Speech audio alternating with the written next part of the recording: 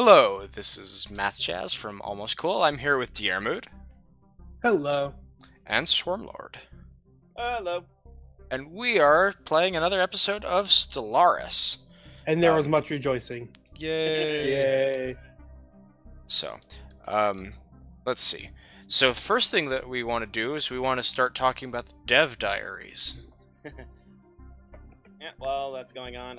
I'll probably be swapping in and out as I deal with probably facing down the Fallen Empire.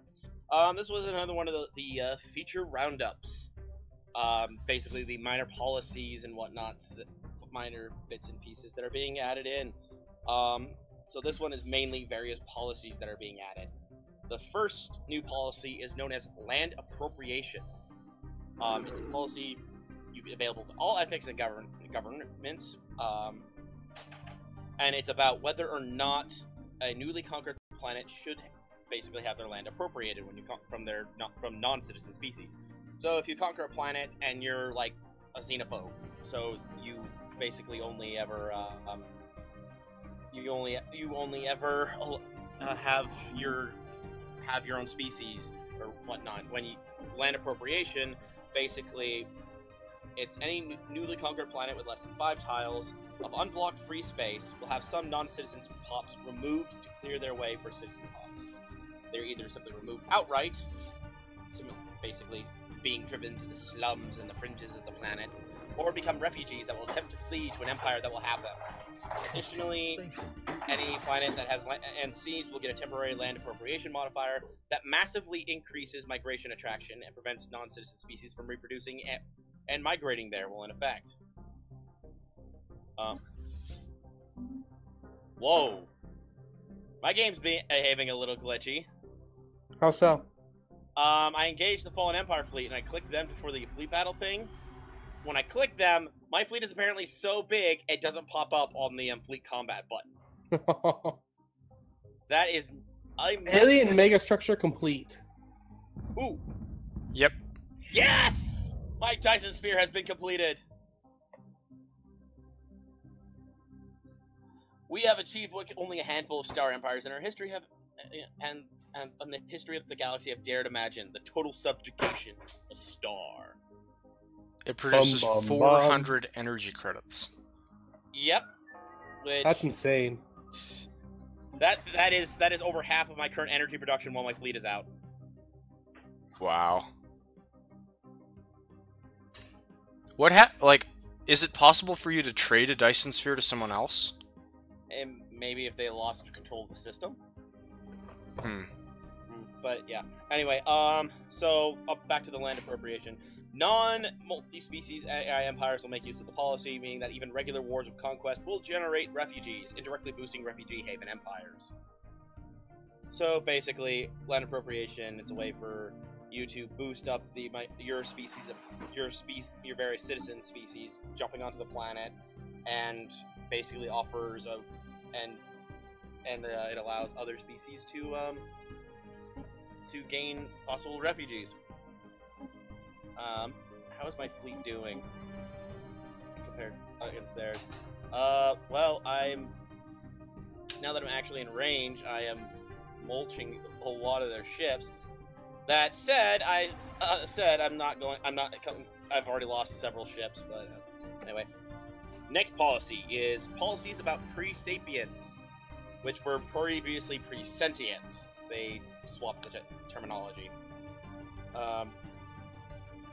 So the following policies are now available. You can basically choose how you deal with pre-sentients, I believe, beforehand, or more than just they're allowed or not allowed. Extermination. Pre-sentients are quickly and efficiently exterminated to make room for your pops. Livestock. Pre-sapients are hunted and eaten, producing food for your empire, though this will slowly deplete their population. They can also be manually purged at will. Depletion is mostly done for balance reasons, as otherwise there would be no reason not to eat them. Tolerated. Pre-sapients are tolerated and will generally not be interfered with, though they can be manually purged off or killed off via terraforming. And protected. Pre-sapients are protected from purging, and worlds they are living on cannot be terraformed. This Fallen Empire fleet is down to about 60k. Next one, and I think this one has been kind of clamored for by the community in general for a while. Initial border status. It is a policy that basically you can choose whether your borders will be open or closed upon meeting a new empire. It has no effect on empires you have already contacted or not contacted, and it does not prevent manually opening or closing any borders. But it means that if you want, you can start off with you can start off with closed borders if you so wish. Okay. My fleet lost 9 cruisers, 40 corvettes, and 2 battleships, and I annihilated their fleet.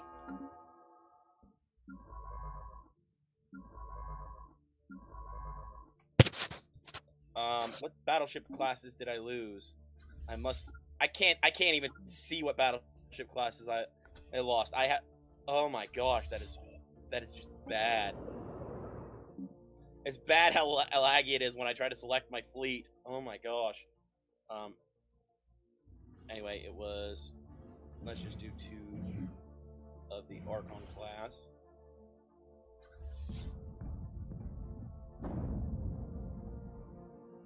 We need another 4 cruisers.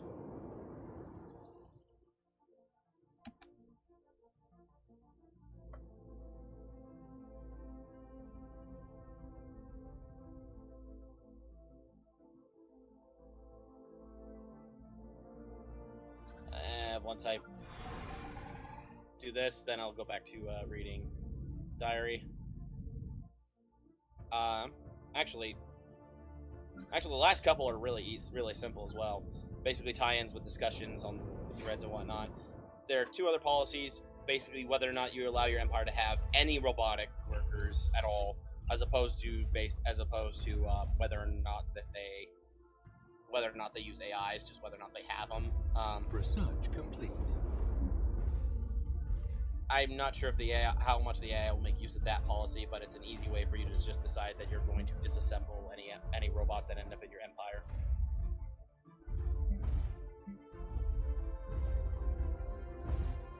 And the last one is manual purging. It's not a policy, but basically they're bringing back the manual purge button. It is highly restricted. You can only manually purge slaves, non-protected sapients, or robotic pops without citizens' rights. So basically, it allows you to mix. Basically, allowed you to get rid of slave species or pre-sapients or robots if you don't want to get rid of all of them, but you want to get rid of like some on that particular planet. And that is it, with them saying that next week they will be talking about changes to ascension paths and megastructures, and the addition of Awakened Empire Decadence. Ooh. Yep. Looking like it'll be fun. Oh, very much so.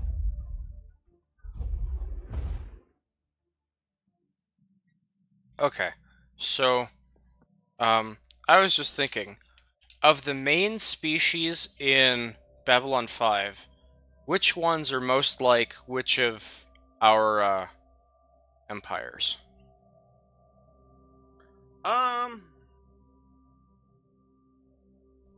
think that Diarmid would probably be most like the Membari. Maybe. And why? Well, partially because religious empire, which the Membari are heavily religious. Well, at the same time, at least Membari in their current state, just because the Membari the Membari are not not like a hyper aggressive race or anything like that. Usually, they are more. If you go by playstyles, none of us really fit anywhere. Well, that's the difference between trying to compare us to different fictions. Enemy Yeah. secure. I mean, me being a hyper-spiritualist militarist faction, I don't think really fits any of the current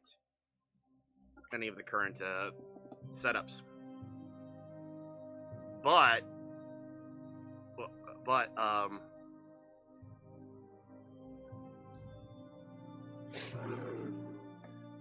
from what I remember, it fits the Minbari bit farther back in their past.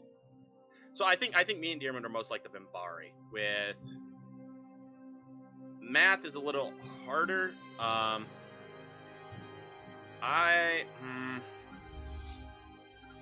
Maybe the humans? Nah.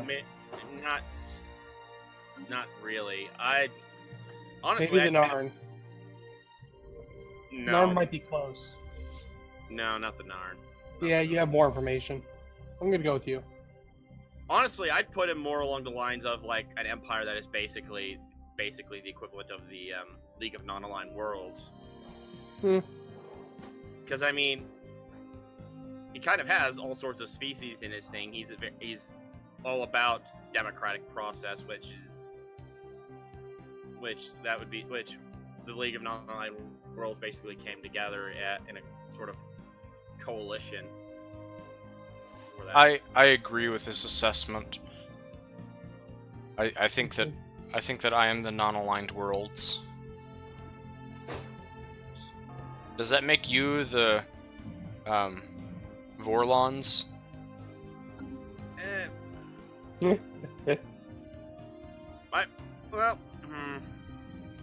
I mean, I have ascended to a point where I am literally reaching into other dimensions. I am, which minor spoilers, but the Vorlons are probably the best at most likely to be considered multi-dimensional. Not really fully multi-dimensional, but they are the only ones. They are like one of the only ones to actually muck about with other dimensions. More than just travel, which is basically what their hyperspace thing is. Their hypergates or whatever. It's literally shifting into another dimension in order to. That's the way most hyperspace travel seems to work in sci-fis. Yeah, it's just that they require jump points or ships big enough to generate jump points.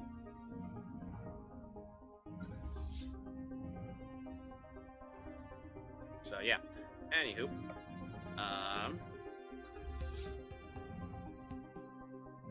my war is going well, and by war I mean I have managed to wipe out any real opposition already. The mass slaughter is going pretty well.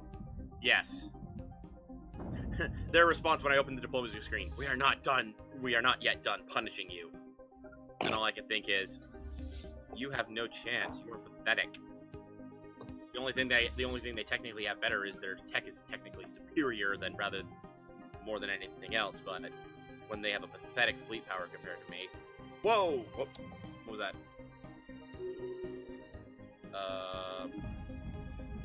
Oh! Awesome! I finished integrating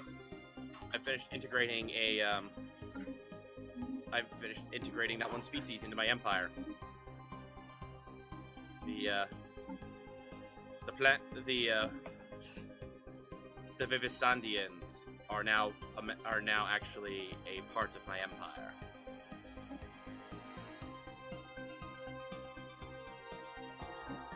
There are some pacifists among them, but there are also some militarists. Anywho, but yeah, I have one last vassal under my command. I don't want to do that. Can I reach back into the trap? I did not even bother to check.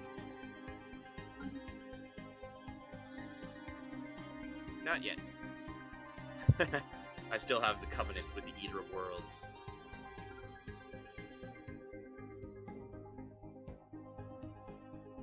Yeah, how's that going? It's actually going really well. They've only ever shown up one time after the initial covenant. Man, I hate that you guys are sacrificing your people like that. I'm not.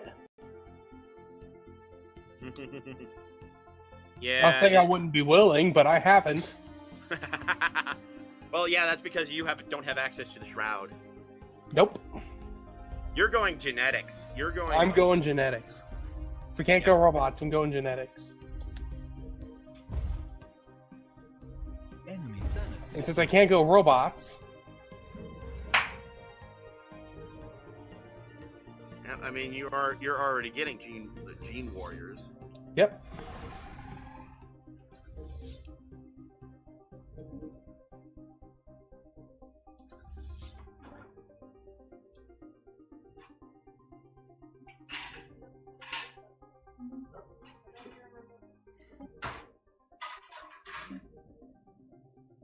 Come on, fleet. All the lag.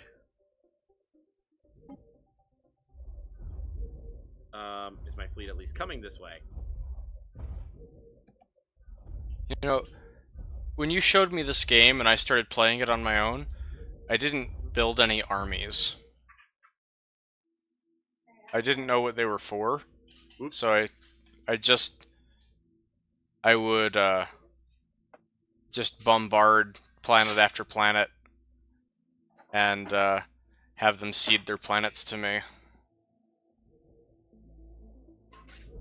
Well, it worked out, evidently. I mean, if it managed to work out, great.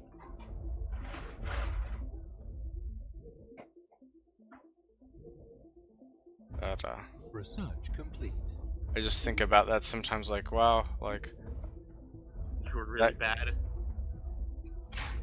yeah, well, I mean, I didn't know anything about the game back then.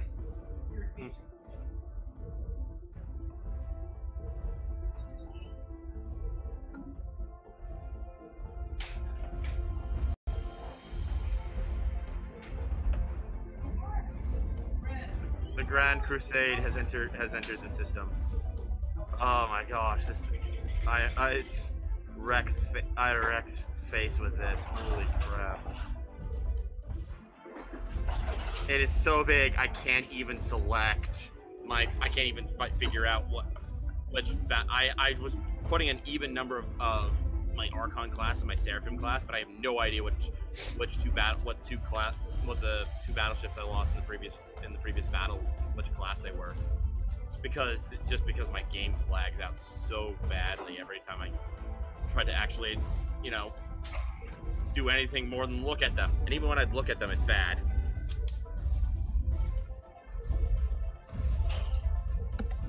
Oh my gosh. I have the largest and most deadly fleet in the galaxy. I mean, the closest one I think is the Aramoots. I think the Aramoots is the second largest fleet. Which is sad, considering mine hasn't even broken 300k. You're not even half my fleet size. Your fleet is not even half my fleet size. Oh my god. Nope.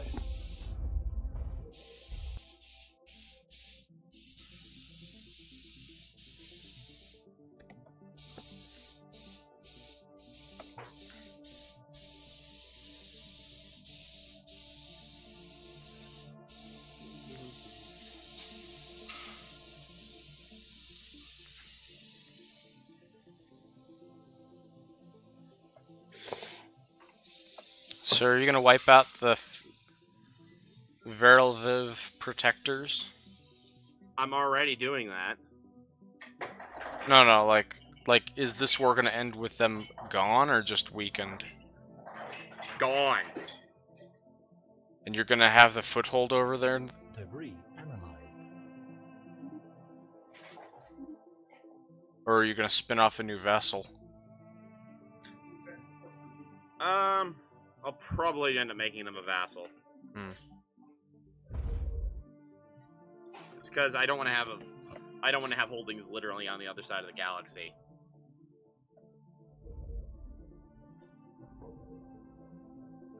I mean, it'd be nice to be able to stretch. I feel like I'm kind of already pushing the border boundaries of how far I can go. Enemy planet secure. That's quite literally about as far away from my home system as it can be. Did you grab the bag? Okay.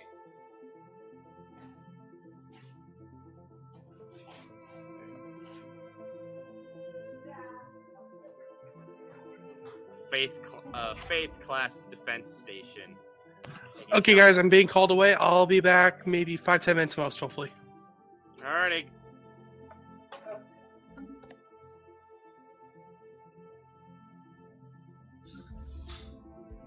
So quick, how do we divvy up his whole world?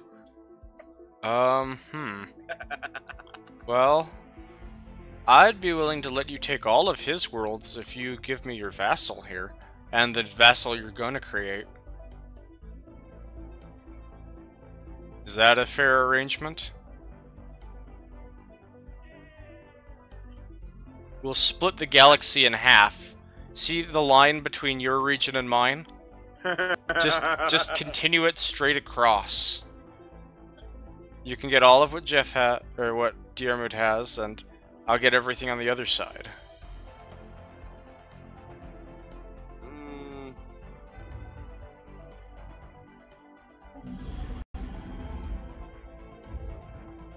How much does my vassal right here like you?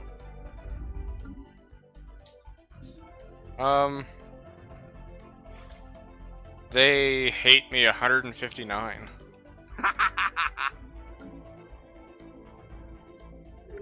And you want me to send someone who hates your guts into your arms. Well, I would liberate them from you. They are their own people. I simply provide protection. Yeah, like the Mafia protects small businesses. Now that would be if they were a tributary. They are a vassal. They are. It is more akin. It is more akin to.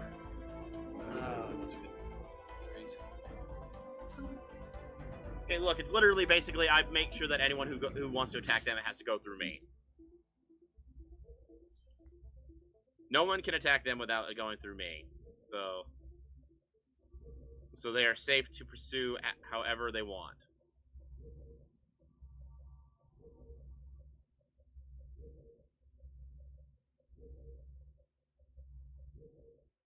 Hostile fleet engaged. Enemy planet secured. This small fleet.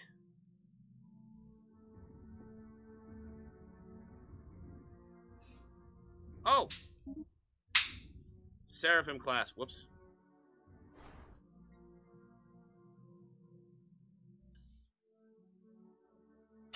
Debris analyzed. So I apparently need to build a Situation Seraphim log class. updated. Destroy a battleship. Okay. So I managed to actually figure out a way to figure out how many ships my my fleet has in it. I had to select multiple fleets and would actually condense it down. Situation log updated.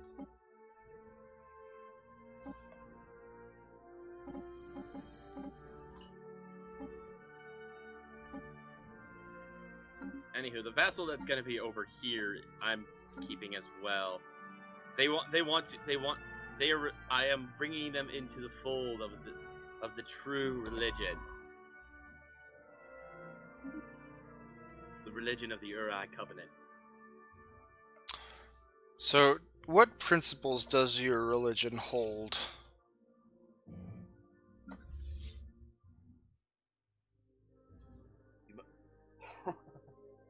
I'm not ready to go that deep into the roleplay. But seriously, though, I mean, this is the society is ruled by a religious council. I'm basically my government is the wisest and most pious members of the clergy.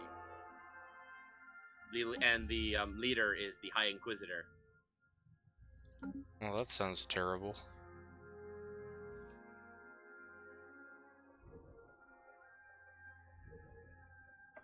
Yeah, well, my people love me.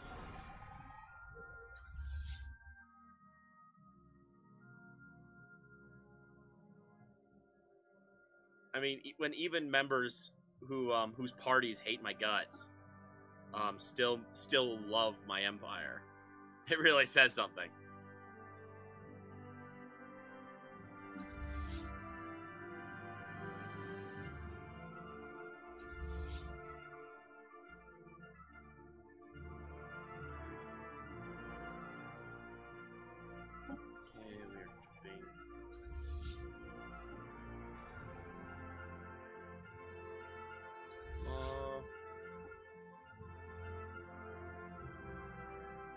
And I'm going for their homeworld, the Celestial Throne.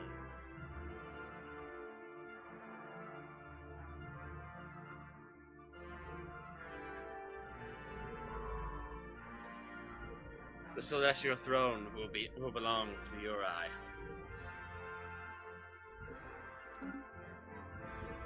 Why do they have android assault? They have android assault armies. Spiritualists aren't able to get robots yet. Why do they have android assault armies?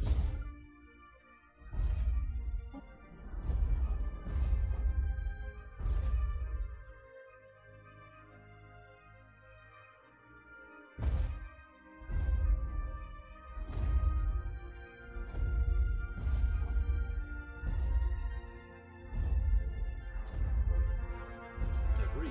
Yeah, okay, let's jump out of that system. My game was flipping out a bit.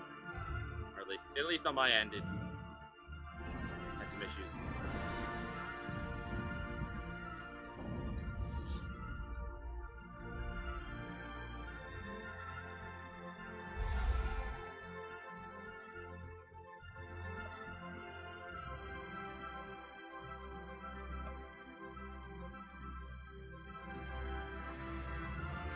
Okay, so who wants to sum up the episode? Let's see. Is Guillermo back? Oh, that's right. He's gone. Oh my gosh! Deermood has a little vassal that just popped into existence. Or a little Oh. protector that just popped into existence. It looks like he literally managed to uplift it, and they uplifted while he was gone. Enemy planet secured. A little anthropod race. Oh, dang it, lag. The Sathid Mandate, a harmonious collective with an tyrannic dictatorship. A pacifist form of autocracy where the state is charged with protecting the citizenry from their own violent tendencies as well as any external threats. A harmonious collective are authoritarian societies where the citizens are devoted to the state without the need for coercion. They tend to keep to themselves but are not averse to trading.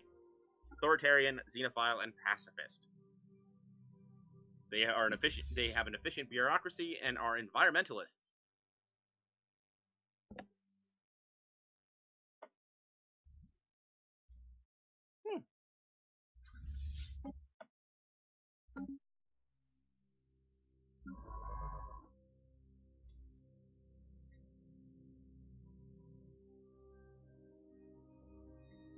How goes the fight here? I can't even tell which ones they're fighting. I think they're fighting literally everything in the system at the moment. They're literally my fleet is engaged with every space station in the system at the moment.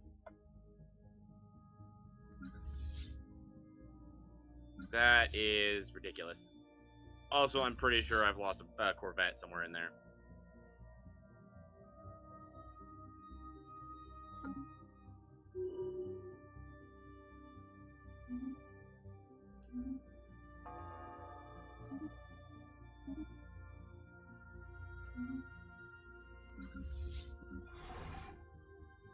Okay, which one are they targeting now? I can't even tell.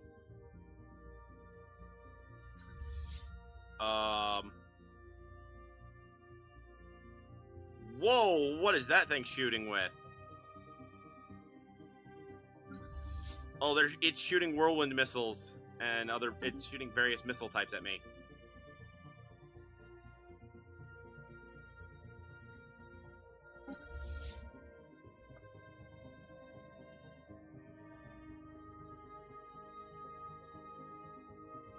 shooting at a research station. Okay, that's fine. Hurry up and start shooting at the you know, the space stations that are actually shooting at you.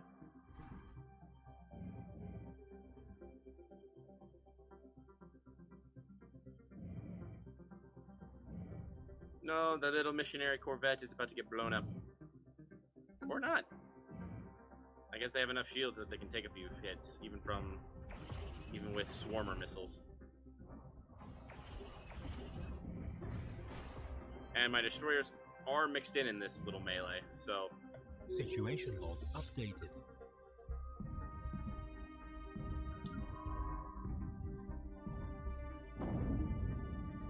Okay, now they're actually going for the defense station. Are those all fighters? Oh my gosh. Those are all fighters or bombers on the... Oh man. What a mess. What a mess that is.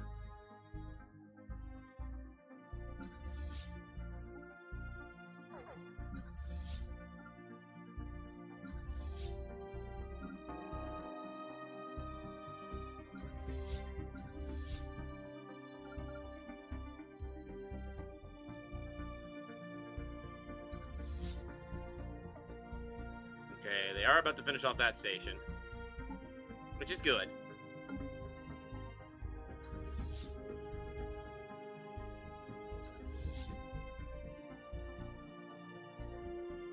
Good, got it. And now everyone's turning around and going after the other one now.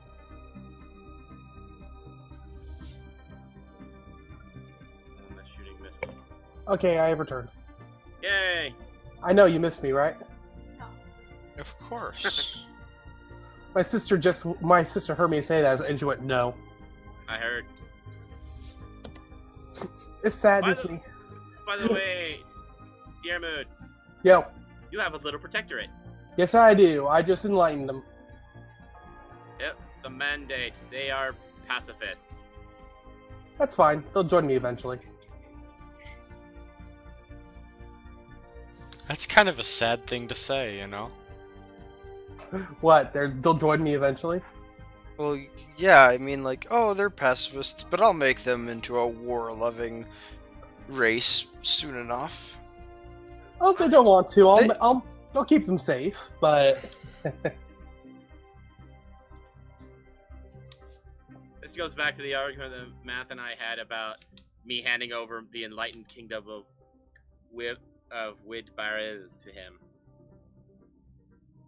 And I just like, I don't want to hand over my vassal to him, when they hate him, especially because they are very authoritarian. Whereas Math is an egalitarian. Egalitarian. Egalitarian. Yes. They are opposites. Complete. Comes from the German word egal, which means equal. I actually didn't know that. Cool. Learn something new.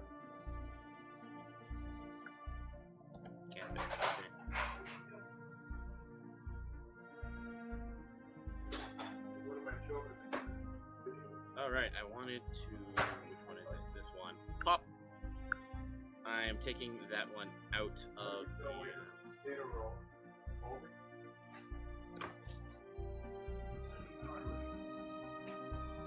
Yes, I will do it here. I will do it in my home system.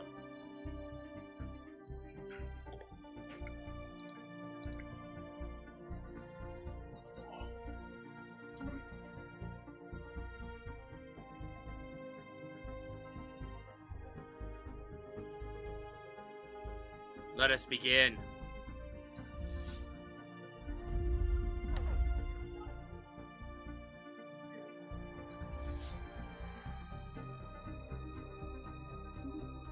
I'm about to continue my war. I should have enough that I can beat these guys down easily enough.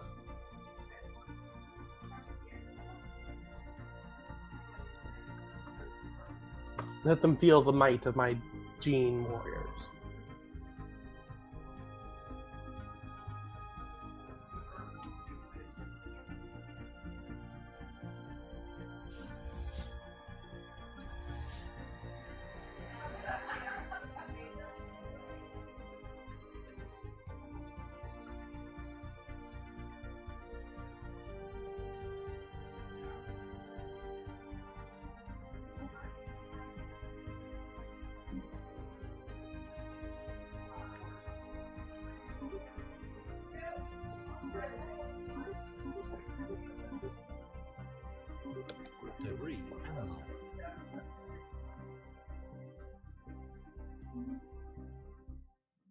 I fall behind whenever I select my fleet. It is ridiculous.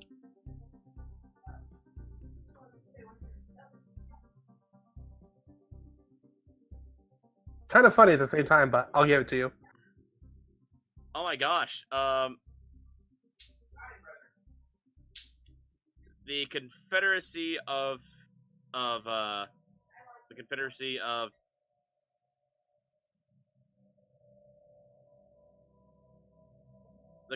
of Yurdur, my little one planet vassal, has actually sent a small fleet to this fight. That includes a battle cruiser or battleship with particle lances. Ooh. Hostile Yeah, fleet although engaged. currently it looks like all they're doing is going to be poking at mining stations and the like. I can't blame them. Yes, you can blame them all to the end of eternity. Their fleet isn't even considered as powerful as one of the Fallen Empire's military stations. So, I'm just going to blame them to the end of eternity. They're not even as powerful as their star bases. They have one planet. I will not be mad at them. I will not be mad at my little spiritual seeker.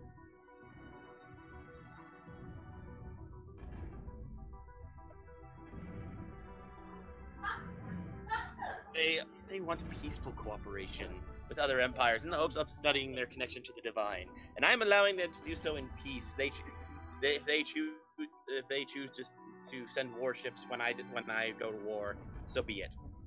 But they can seek mysteries on their own. Oh, it is time. Your little protectorate is weaker than the enclaves. They just need time. They just barely started. I know, but it's just funny when I have it sorted by relative power, and your little guy is supposed to be weaker than the enclaves, and the enclaves are just a single space station. Granted, they're a little space station that's worth 10,000 fleet power, but still.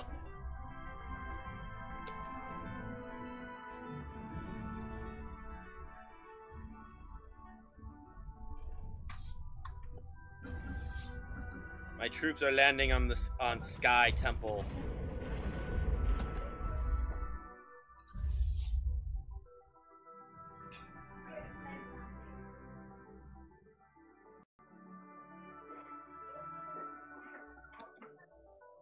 These proprietors of false doctrines shall fall.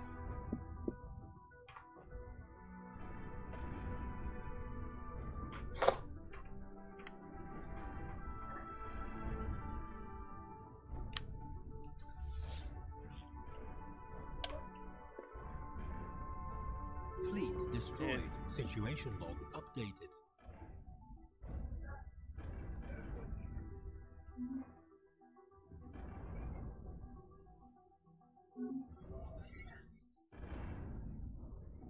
Enemy planet secured.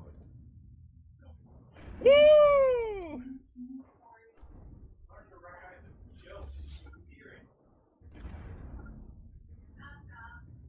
Alrighty, any chance we can pause this? Yes. Because I'm going to need some time to work this out. Okay.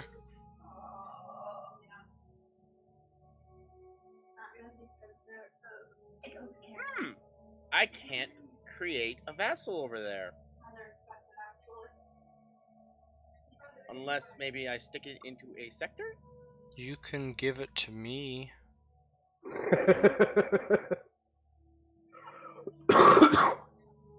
That would be a potential possibility, and yet... I don't think you will.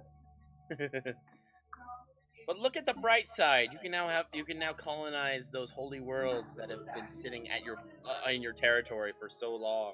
Yes, I have colony ships explicitly for this. Yeah, it's not gonna let me actually turn them into a vassal. So I will simply keep them. Which, to be fair, they aren't actually very, they aren't actually uber annoyed at me. the most unhappy I see any of them is at 45%, which is not actually all that bad because they're all spiritualists. So, I think that there's some background noise from Diarmuid's end. Yeah. That's normal. Oh, okay. I can't do much to cut it out. Oh, okay. So, Anytime I tell the background noise to be quiet, they get mad at me. okay. So, You can go ahead and pause now, Matt. okay. Deathwalker was the episode, one of the 2 episodes we watched this week. Who wants to sum up the episode? Alrighty, so I guess that means he will. yeah, I usually end up being the one to do so. Not untrue. Go for it. Sorry, I interrupted. That's all good. So primary, the primary storyline for this one is starts off where the Shatov, the aide for Ambassador Jakar, is waiting for a transport to dock and sees a new alien and attacks her, shouting "Deathwalker." She gets arrested. She gets put under house arrest as a result, and she's asked basically along the lines of why did you go after her, and it's because the woman is death. Ilgar, who 30 years before basically went on rampage, murdered a lot of people and entire races, and were eventually beaten back by the various nations they attacked with the help of Earth, with the help of humanity. And Deathwalker, Situation log updated. it was Jador? Anyway, she was a high-ranking military official that did a lot of nasty experiments on various captives and Incoming transmission. and various and some of the more powerful governments are trying to get her into custody. The reason being, she developed what was known as an anti-agapic, which they clarify that as well. Basically, it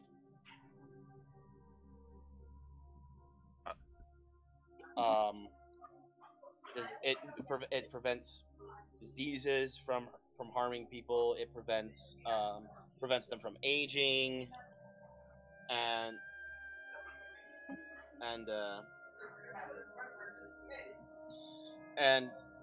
well, yeah, it's effectively granting immortality. And so the Narns were attempting to get a hold of it, accidentally lost that chance. Earth is trying to get a hold of it, and the League of Non-Aligned Worlds are trying to get justice for the fact that that she murdered a lot of people In their particular space. Yes. So, and things very quickly deteriorate when the Narns are unable to convince her without some without a nasty little request. She wanted Jatov's head as basically an apology for attacking her. Yeah, and the Narns, since the Narns couldn't have her, they basically attempted to get someone else to basically keep anyone else from getting her by alerting the League of Non-Aligned Worlds that she was there. Give me wood. And things start coming to a head. Sheridan manages to basically leaks the fact that she's made an immortality serum, and as a result, the League of Non-Aligned Worlds backs off in return for some very in return for basically being allowed to watch over this that's getting sorry. It's just louder than normal, dear moon. Yeah. Yeah, they're starting to yell. And to be fair, also you did get a Really? new, Yeah, I did get a new headset, so this one functions a little better. yeah, which in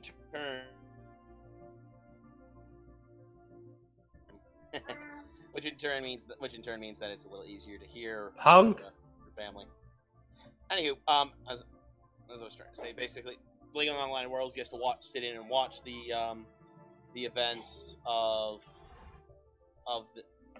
basically learning how the anti-agapic was made, and once they are satisfied that they can be made, then they would be allowed to take the Deathwalker to their worlds for trial. Basically, all sides were satisfied.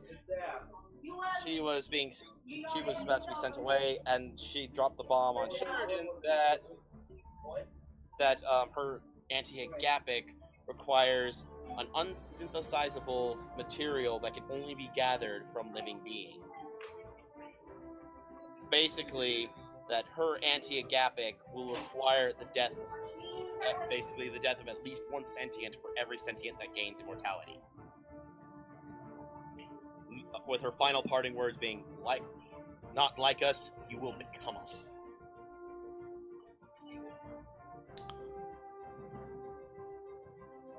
To a people, and so they watch her board a transport, and right as she's about to go into the gate by Babylon 5, a Vorlon ship comes and blows her up, with Kosh showing up to the people who had gathered to see her leave, and stating, "You are not ready for immortality." Then he calmly walks away. Yep. Meanwhile, the B plot was actually mainly centered around Kosh. The B plot was Kosh hired Talia Winters to sit in on a set of negotiations between him and another client, with everything being taken care of in the background. So she basically didn't really have a reason to refuse, and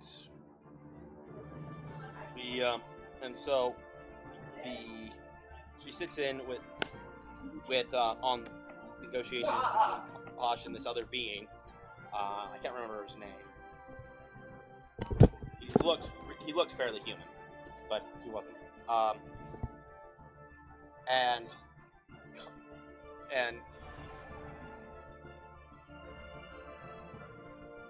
stating basic phrases that more or less make no sense.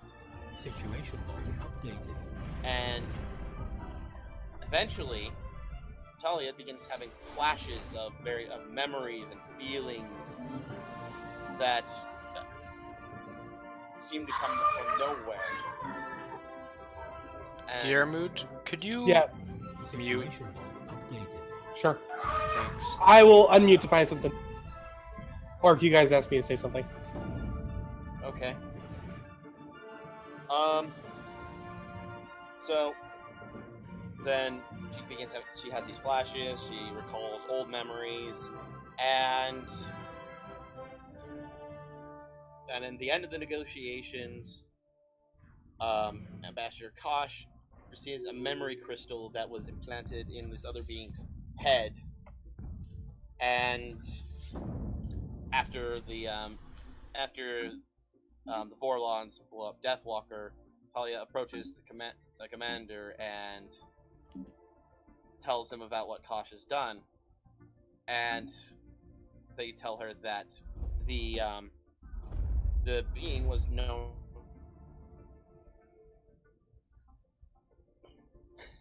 Which, for any of you watching and not knowing what that is, that was what came before the DVD player.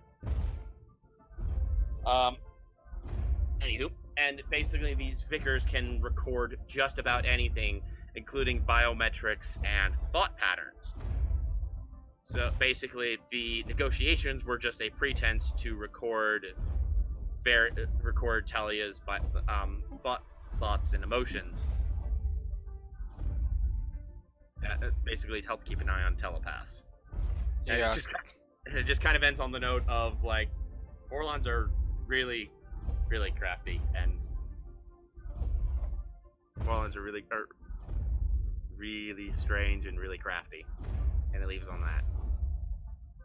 Okay, so, this episode, the A-plot, which is, you know, the dealings with the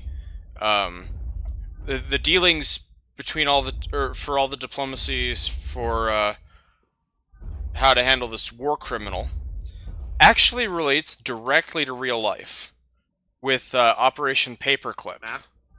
Yeah? You cut out completely right between... Right there, you just cut out completely. Oh, okay.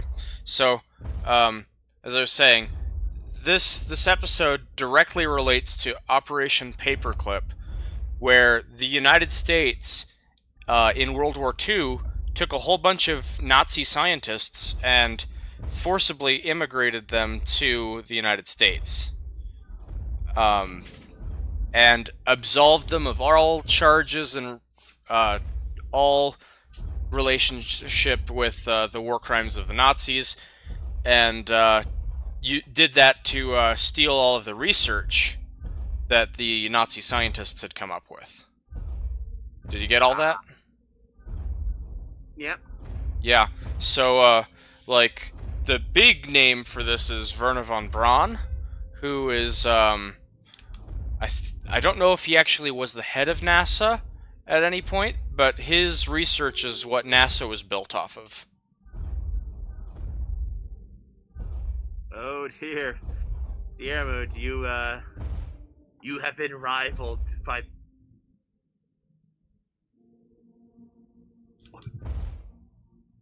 But yeah, so there's a lot of disputes about what to do about all of these Nazi scientists that we captured.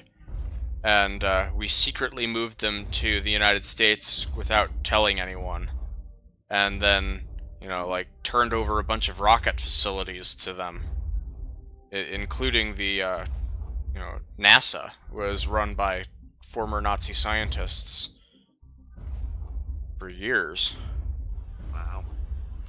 But we didn't tell any of the population this because they would have been upset that we let the Nazis off for, you know, their war crimes.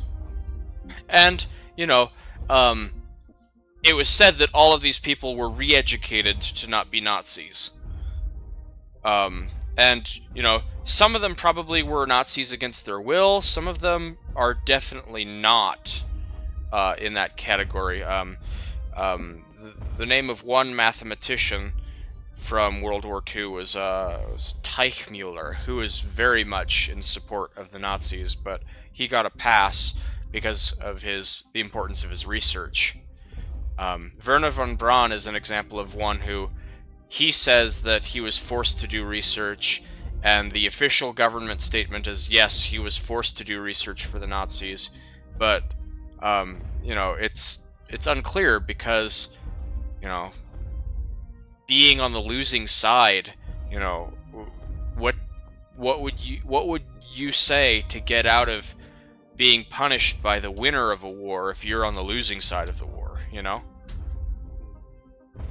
Yeah. Most people will say almost anything. Enemy planet secured. And that's the thing, is that we really, you know, we can't look into Werner von Braun's or any of these scientists' minds and see, like, what they were actually thinking. Like, what did they do because they were forced to do it? What would they have done had the Germans won the war? You know, like, we just don't know that stuff. So, but the official, like, government position is that these are all people who were forced by the Nazis to do evil things, and they they wouldn't have done them if they weren't forced to, and like Other crap like that. yeah. And that's the thing, is that, like, you know, we get a pretty unambiguous picture of Deathwalker in this movie, because she comes out and says that, like, the reason I'm giving you this agapic is because of the terrible cost that it comes with, of you have to kill someone to use it. Kind of like, I don't know, those, what are they called? Horcruxes in Harry Potter, you know? Yeah. But, that's, the reason that she says, the reason I'm giving you this is because the temptation for immortality will be so great that you'll do these terrible things to each other, and I'll get basically the last laugh in making billions of you die from this gift. Yeah, pretty much. Now, it is a conceit of this episode that we would never be able to synthesize. You know, there are lots of things that used to have to come from people, but When asked about that, that was actually brought up, and it was Dr. Franklin who took an initial look at it. Said it was incredibly complicated. It would take years and years of research to figure out how everything in it actually worked. If it was. Oh no, I'm talking about, you know, if she researched with them, and them having to kill people to make the stuff, like, maybe now, yeah, someone would have to die, but that doesn't mean that, you know, 10, 15, 20 years down the line, they'll figure out how to synthesize that stuff that they need, you know? True, but like, that's the sad part that I think of, is that, you know, of course, the cost of it now is a life for immortality, but that doesn't mean that would always be the cost, you know?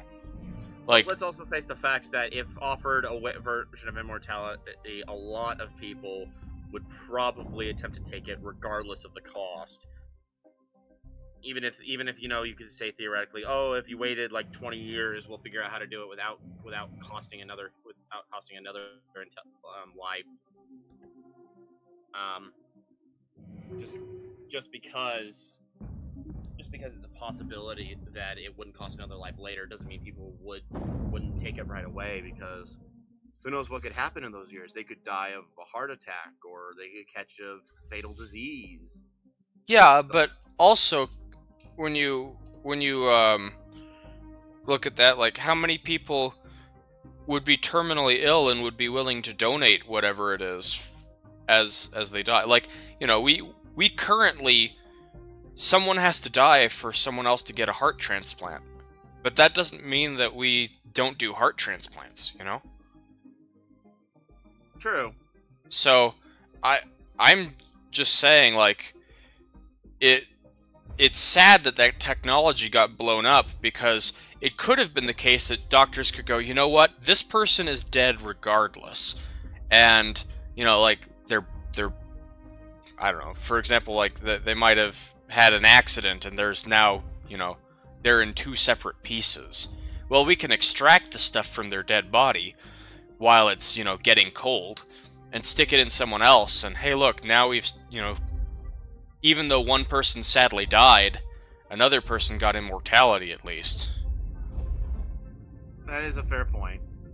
So I was sad about that ending, because I knew it was coming the moment that they said that this was an, you know, immortality. It's like, oh, well, then by the end of the episode, something's going to happen that's going to make immortality not be so nice, you know, like, they're going to somehow try and justify it, because it would be hard to write a story where no one died, you know?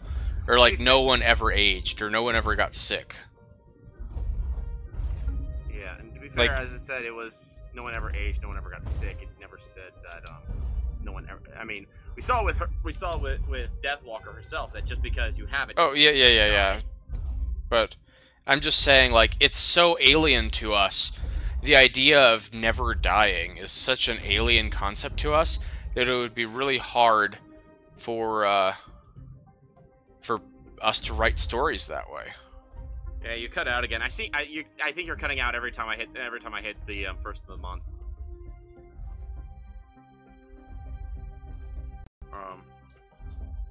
Anyway, but yeah, so. I mean, to be fair, also at the same time, it looks like that they're in the Babylon 5 setting. There are other ways to gain immortality, as you know, the fact that Kosh said you are not ready for immortality means probably the Vorlons have that as a capability. Yeah. That is the way it came across. Or maybe the Vorlons just don't want someone else to get it first. But it does make it seem like the Vorlons have the tech. Oh.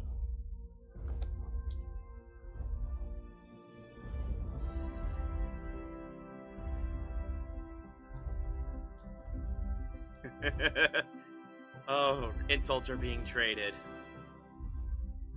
Can I insult you? No. Because, like, it doesn't mean anything at all when, You can. Again, it really doesn't mean anything, because we're human players.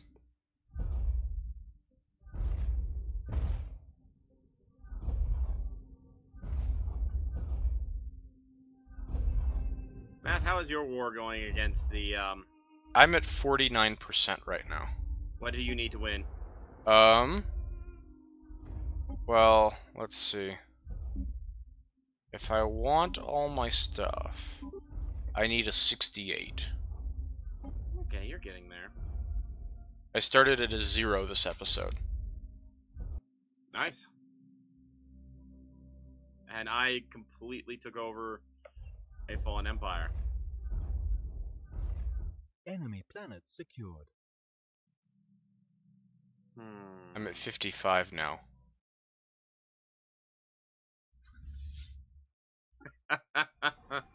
Oh, that is sad. Sad how easy that would be. How easy what would be? Hello? Hello? Yeah. Okay, you're back. What? Yeah, you guys lag out on your whenever we hit the first of the month, or at least I stopped. At least the chat clocks out. Oh, that's weird. But yeah, I'm looking at, like, if I declared war on this particular empire. You mean mine? No. Oh, okay. We all know that would end with me kicking your butt. Well, that would be the case for any of these, so I don't know why you're even looking. It's not so much that Situation it's not so much log kicking the butt. updated. It's the how much of their territory I would take.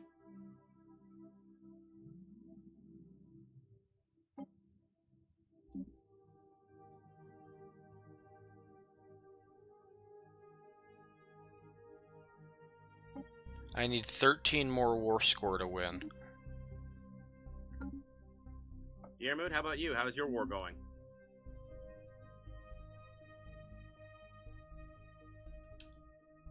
Yermud, Did you ask me a question? I missed it. how is your war going? 24%. It did bump up. I'm actually working on it now, and I need a minimum of 6 more Complete. to make it a 0 acceptance with everything. Wow, you only needed like a 30-something or 30%. Minimum. The demand sum, I need at least a 53% to guarantee it. 53% more or 53% total? Total. I don't go for a lot of plants at a time to keep it a little low. Fair enough.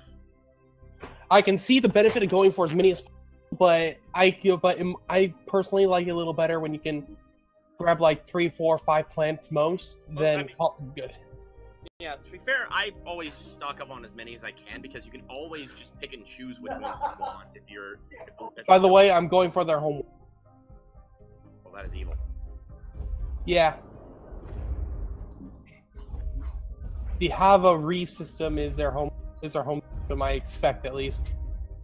Yeah, they came from the planet world Riga, which is in the Havari, Yep. and they're the Havagari. Hava, yeah. Havariga. Havariga. Havariga.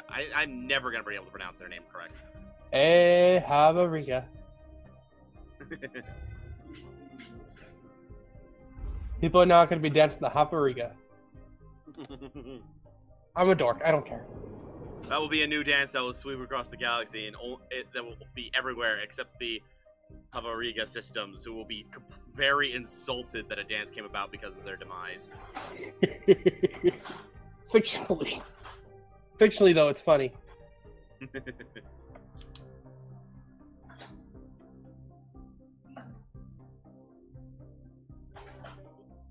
That said, the Cerulean Alliance decided they wanted to insult me earlier. How dare they?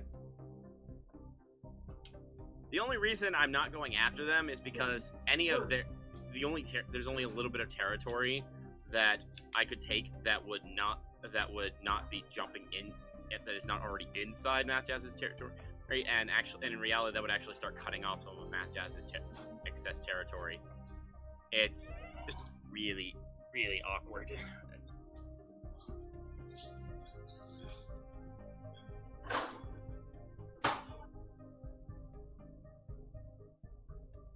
Colony established. Oh, I never put a governor over this sector. Whoops, I need to put a governor over this sector.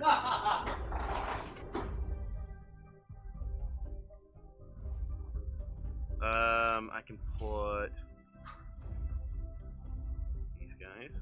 Mark, do you remember the original? I will recruit one of my species and put him as a governor.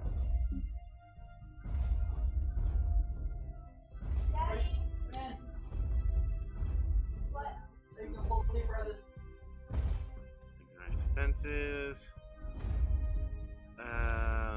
Curator Archaeology Lab. Why not? Hey, I've got some colony ships. I got some colony ships out and about. Yay! Which means I can now choose to colonize these other two planets, and it will accurately put it in as a secondary. It's an arid world. The warm climate section.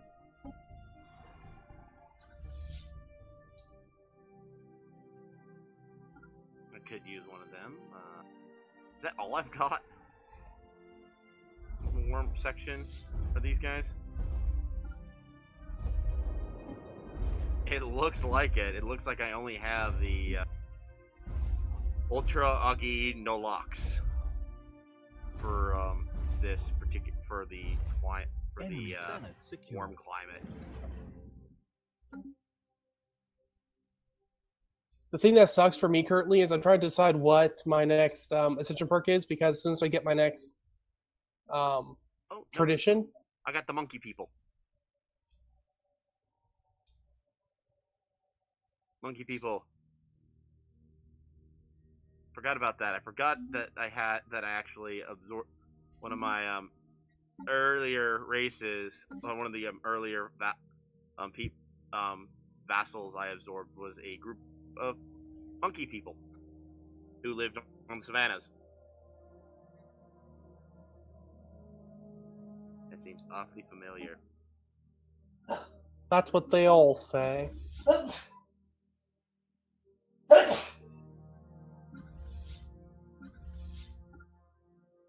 Oh, I also have these molluscoids that were savannah. All of my races that are in the hot climate are savannah species. Showing Empire species. Let's see, savannah. Oh no, I have one desert. I have one desert species. I have a desert species, and I do have an individual arid one individual pop that lives in arid territory. Where is he currently at? Can I see where this one guy is at? What planet is he on? I know where he came from. I want to know where he's at. He's on the preserve, isn't he? Yes. The one individual is on the preserve. It's one of the Cerulans. I have a Cerulon from the because I conquered the preserve.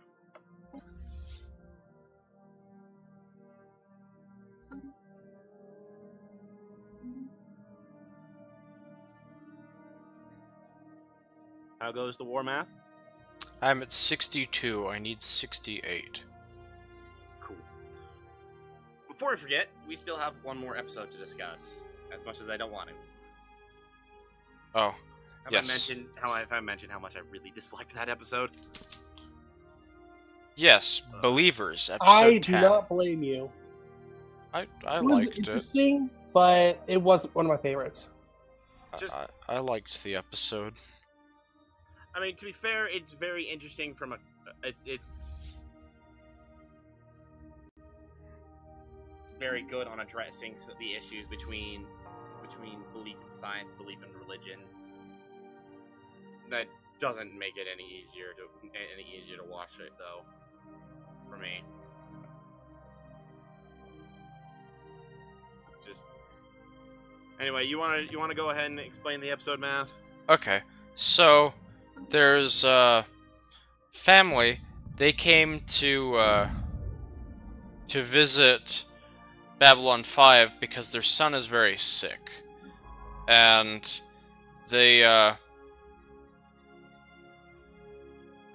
this is their last hope for treatment. But when they find out that the treatment is going to require, it's not medicinal treatment, it's a surgery, they refuse because in their culture they believe that if your skin is punctured, then your soul will escape and you become basically like an undead. I think if it's specifically cut open, not if it gets actually just punctured. Well, that's the unclear part, is because... Yeah. Because, like, to me is like, what's the difference between intentionally cutting someone open for surgery and, accidentally cutting yourself. yeah, accidentally getting cut. So, like, that was confusing to me, and to me, it's obviously supposed to be. It's because it's related to, different religions prohibit certain medical treatments. For example, some religions believe that blood transfusions are wrong, that it's akin to like drinking blood and satanic, so they don't ever have blood transfusions. And the thing is that, it's really tough when you're deciding between, like, do I suffer or die possibly by not having a transfusion, or not having a treatment that I need, or do I, give up my religious beliefs?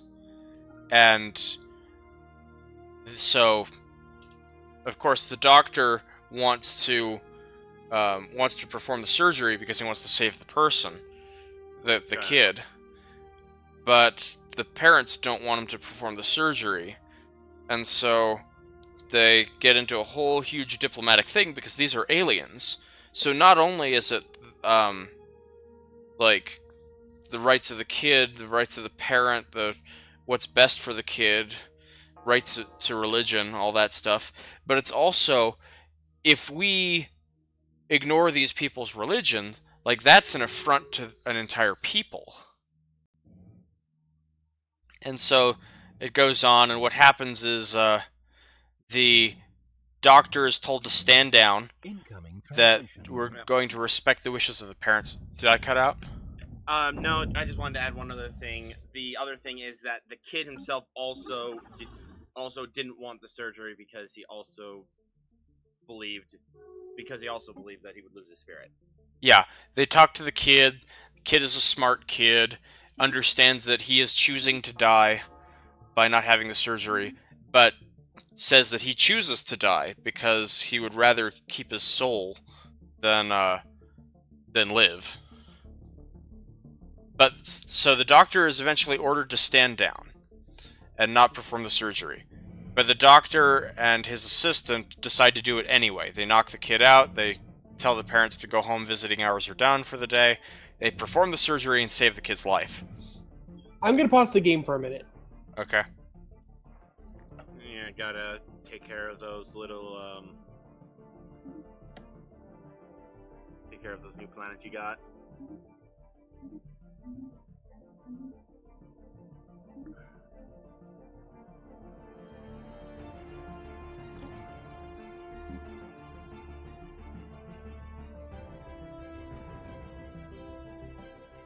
Keep talking. I'm just gonna do this, then I'll unpause it. Okay. So, anyway, they knock the kid out, they send the parents away, they perform the surgery, the kid is able to sit up and breathe properly again, and, then, the parents see, and the parents are convinced that this is not their kid anymore. It is a demon inhabiting the body of the kid. And they tell the doctor that, you know, we're gonna go home now. And so they put the kid in his traveling robe, and they decide to go home. The doctor eventually looks up the people and their customs on basically their version of the internet, finds out that traveling robes are put on people who are to be ritually sacrificed because no, they are put on people who are going to die. The great journey, moving on to the beyond. They were releasing, in this specific case, they were releasing an agonized shell because it no longer had his spirit. But from what I understood, it was the traveling robe was put on for this great journey, which to me sounds like, you know, moving on to the next life, or moving on past this life. At any rate, he finds out that traveling robe means that the kid is going to die, and he rushes to the room, finds out he's too late. The parents have killed the child, and everyone on the ship is just sad because of it, and horrified because of it. Situation log updated. Because yeah. And to me, I thought this episode was, you know, I enjoyed it. Like, it's dark, but dark doesn't mean bad. I never said the episode was bad. It's, as you said, the problem is that it is inherent, that it is dark, and since it is a dark episode involving it is a dark episode, and I just, yeah, it is just one of those. It was just one of those episodes that just left a bad taste in my mouth. But, maybe in my case, because, you know, it's kind of that two sides. Neither of them is. Both sides of the issue are both right and wrong. Do you respect the person's religion? Do you respect their beliefs, even if it means someone dies, or do you ignore the beliefs of another in order to save their life, even if you think that it's not worth living afterwards because you did that? Yeah, I mean, that's the thing, is that the kid said that he would rather die than have the surgery, so performing the surgery and then the kid allowing his parents to kill him, like, that's foreseeable, really. Mm-hmm. But, I don't know, like, for me, I think that both the doctor and the kid, well, both the doctor and the family were acting very courageously for their beliefs. And while I'm on the side of the doctor, I think that saving the life is important here. I think that both sides were acting valiantly, if you will. Yeah, I can understand what you're saying, and as I mentioned, that's kind of my point. Oh, Matt, you missed a planet. I did? You missed a planet in their, Oh, in the Landine system. Oh. Yep. Oh, well.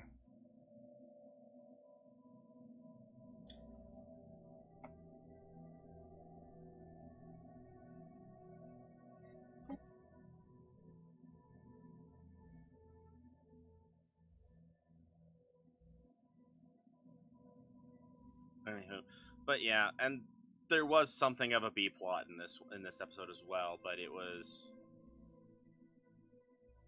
not really all that big. Yeah, it was just Winters piloting some fighter to protect some transport that was going through a dangerous area. But it was nice to see her like get some piloting action, because I don't remember if they said she was a pilot before this episode. But I mean, I mean, I don't think we've seen her pilot before this no, episode. we definitely did not see her pilot before this episode. But I don't remember if they said if she could pilot or not before the episode. She had a very large amount of piloting hours under her belt. So she did. So she was indeed a pilot before this episode. Yeah. Just, you know, we haven't seen her fly before, is all.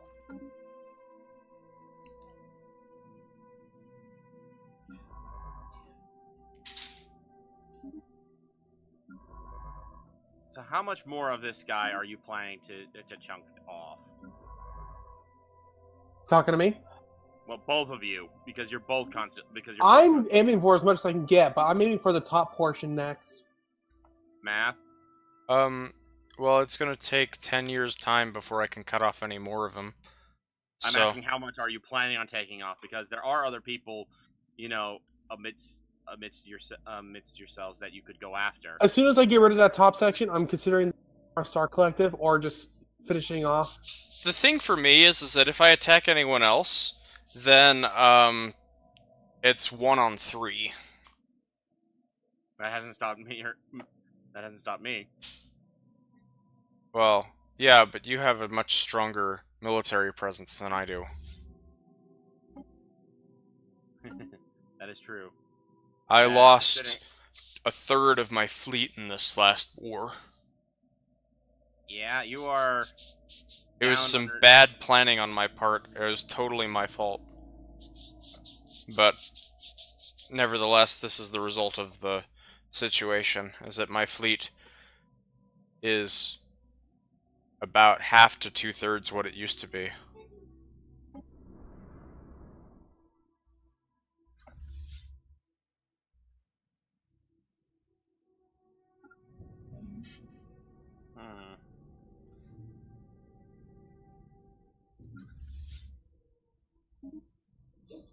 Really? I can't do that?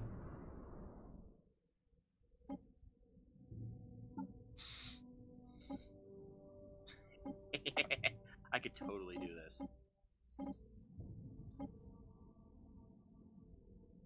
Oh, wait, no, never mind. I don't want these guys around. Never mind. I was considering going to war with the intention of taking the Furial Alliance as basically my little dude. But they're a Democratic Crusader. They hate my guts. They automatically have a -50 with me because I'm an oligarchy. Huh. They don't like anything other than democracies. What is the biggest chunk of my empire? Of course it'd be these guys. The Ultra Ogi Nolexes are actually the most numerous species in my empire. You'd like them, Math Jazz. They look like the Mengetti. That's good. Everyone should look like Mengetti.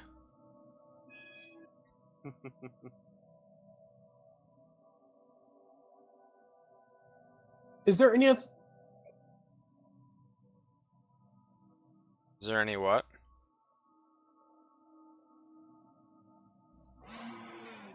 Jamud? Jamud? Hello?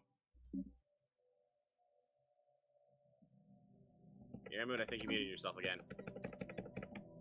Evidently I did. I was trying to ask, is there any other way to get...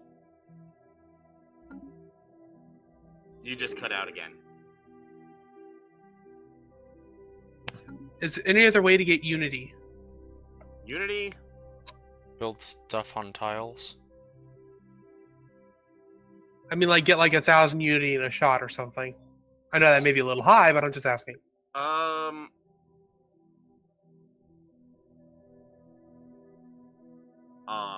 Crises, which we've only seen one of and haven't seen any others. At this point, I doubt we're gonna see any of the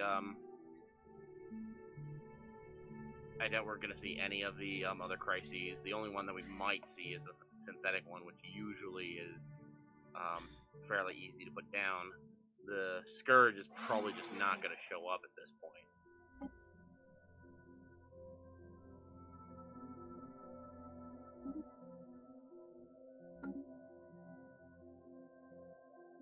Are we planning on ending the game then? I am just throwing out Federation invitations. Remember, we do that and when we would end the game. I think you and me alone would be enough to end the game. I think you're right. Then I better do it before you say yes. Federation formed. Can't have you two winning without me. The Glorious League. So do you want to do that? Do you want to end this game here? Well, okay, so what are your goals? Could you say something, Math? Because it was at that point where I think it was cutting out. I said, what are your goals? Oh, ooh, wait, I just got, I got a weird thing. A weird thing? Yes. It says, the native life of Pristine Jewel is built on an epic scale, far larger than anyone previously thought was possible for biological life. The question now, in the minds of our researchers, what is their secret and can we benefit from it? Proposals to study the native life in greater detail are flooding in. Situation log updated. I will study Where this. is Pristine Jewel? It's near the place that you just knocked out. Yeah, I'm trying to find it. So, Pristine Jewel is between the two fallen empires. Yeah, I'm still trying to find it in this area. It's in the... There it is. Titanic Life in a Holy World.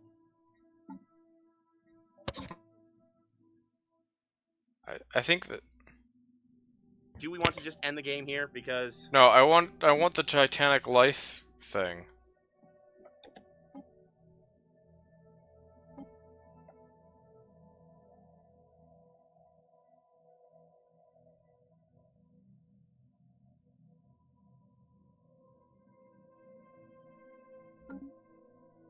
Well, I mean, you guys have already jumped into a federation. Also, that means if one of you goes to war, both of you go to war. Oh. You know what? There you go.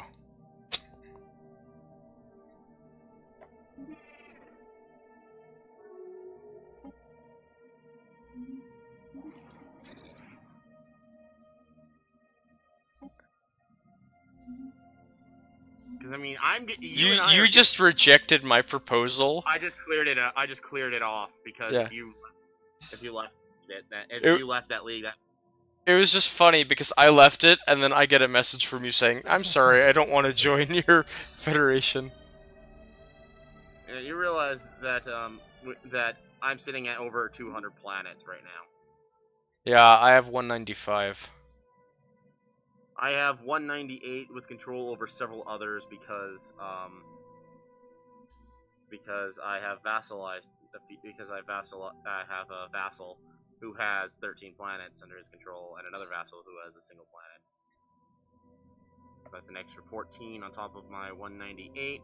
Which 14 is that as many as I thought? Yeah, nope, that's perfect. I have 212 of the 263 required planets.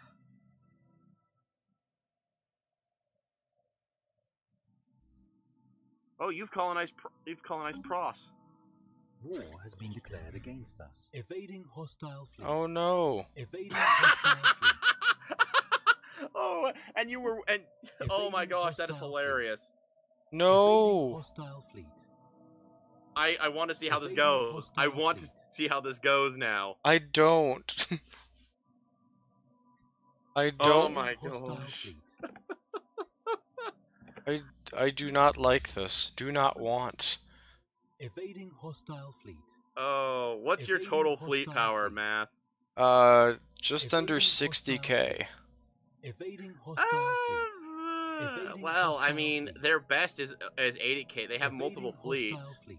That Evading would be a hostile bit of a fleet. problem. Evading That hostile said, fleet. Evading hostile that said, fleet. Evading hostile you do fleet. have Wait, I Evading get to make hostile counter.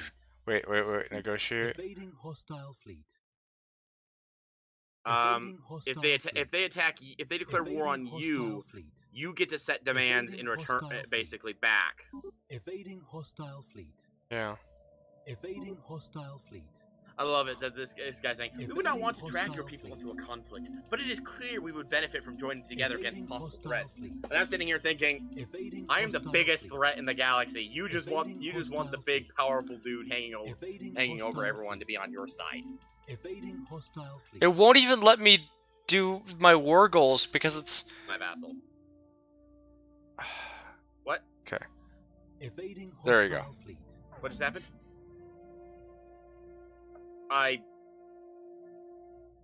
What just happened?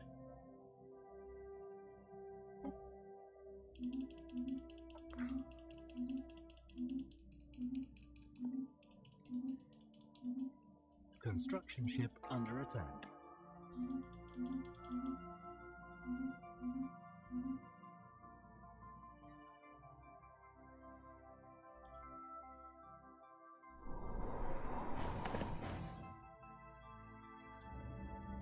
Construction ship lost. Science ship under attack.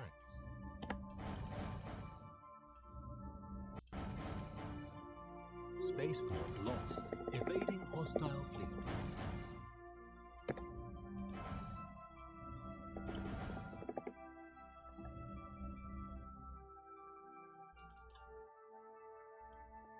Research complete.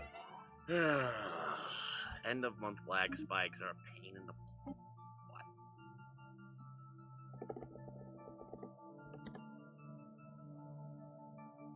How many more can I get?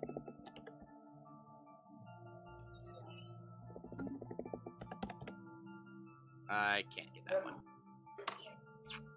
Sad face. Oh well.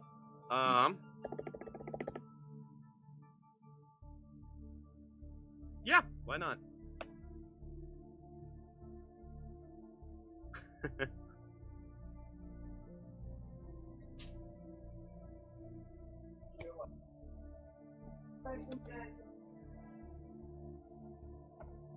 Why did they attack me? They liked me. Maybe the Ixidar didn't like you? No, I don't see a reason other than desperation for Station space or under something.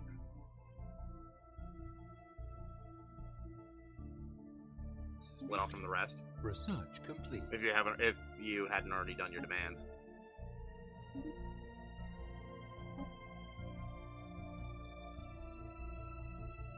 Did anyone else notice something happening? Research station What happened? You didn't. You didn't notice. Oh, that's hilarious. Especially considering. Especially Depends on considering. what you're saying is You happening. declared war, but is that what you're asking about? Yes, I declared war. Did you see who? Against the people that attacked me. Yes. In other words, Oh, you're such a good friend. I figured I could do something to get something out of this, and also keeping Matt alive. Station under attack. Considering he's already losing, considering it looking like he's already.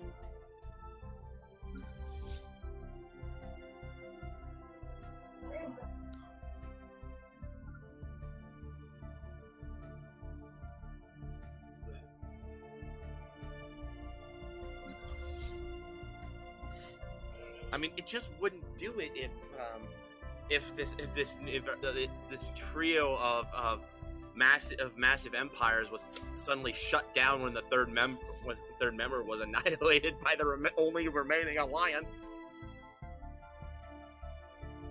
It just wouldn't be right. It wouldn't be proper. It wouldn't be fun. Well, okay, it might be fun. Enemy troops. But more fun for me and not you guys. Oh, of course. Math is being hit with a attack of the clones. It's attack of the clones.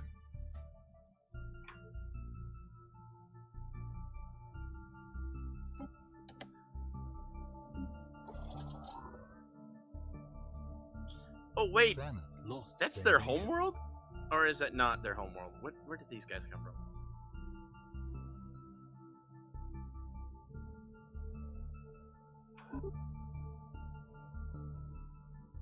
Because I don't think that's their homeworld, but I could be totally wrong.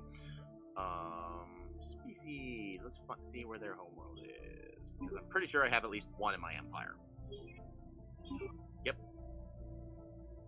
No, yeah, they originated from that planet. I didn't realize Math has the homeworld of the Ferials. Because yeah, because the Ferals were in a war with the people to the north of them, the Ixodar. The Ixodar took the homeworld, and then the people on the homeworld rebelled and asked to join me. I said, sure. You guys see the? Did you guys get a little notification just then? Never mind. If you haven't gotten it, you'll get one. How long will it take?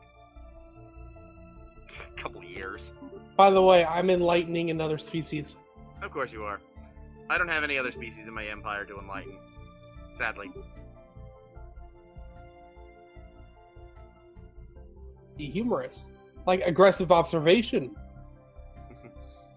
You'd be probing. Essentially. Yes. Indoctrination would be interesting. I've done that. Or covert infiltration, but the only things I have is technological enlightenment and passive observation. And it's because you're a xenophile. Yep. Fanatic xenophile.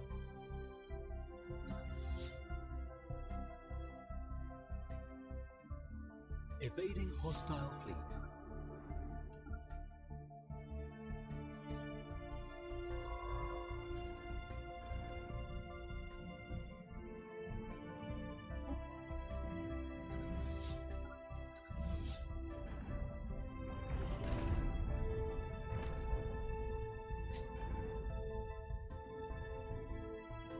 You know what's hilarious? I think I'm looking at you and realizing I think I'm finally realizing why I outpaced you guys so heavily. How so?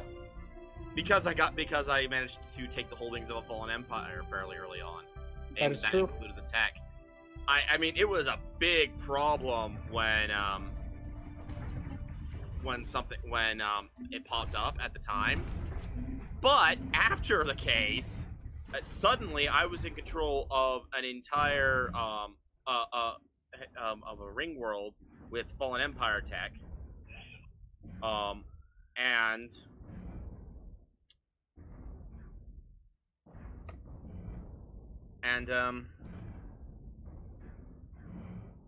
as well as the tech that I got from the debris, which shot my military tech ahead a bunch, which meant I quickly became more powerful per ship than a lot of other empires. Very true.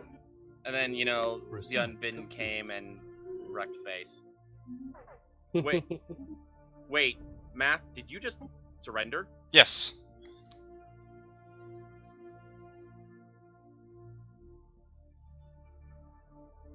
Scientists?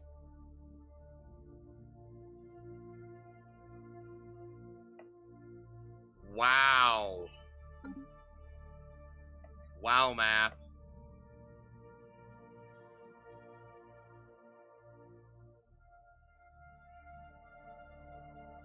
I mean, do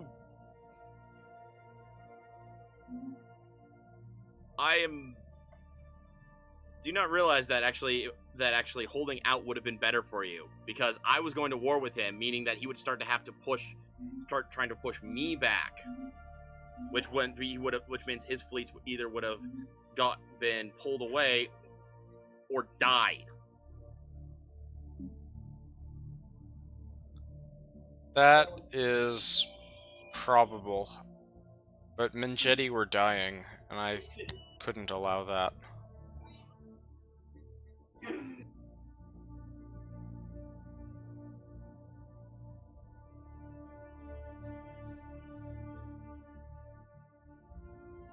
Anyway, I found the Titanic life thing.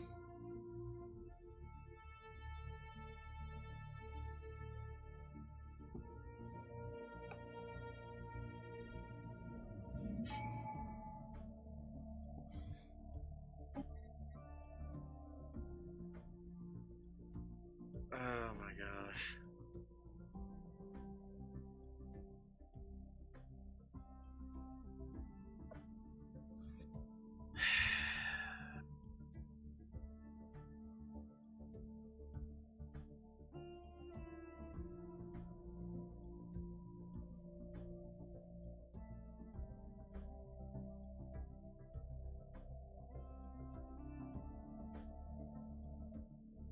Ships upgraded.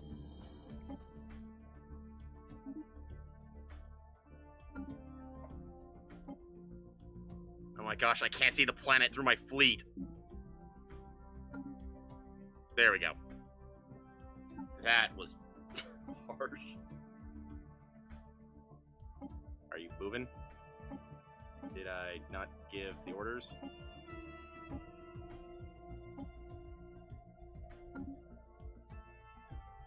Okay, you are going. It's just really stupidly laggy behind.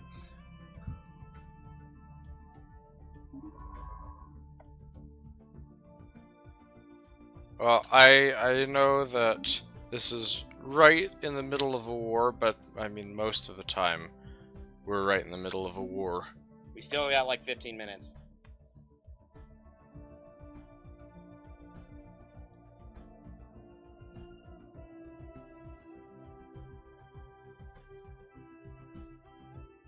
I mean, we stream for about 2 hours, right? Yeah. You're right. We are about 15 minutes shy of 2 hours. Yep.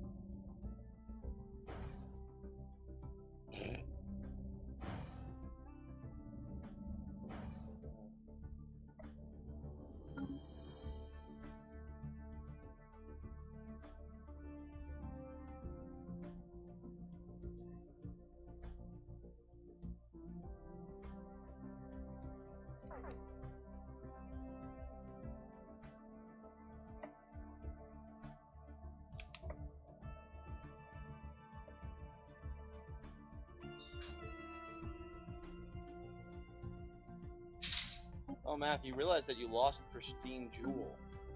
I know.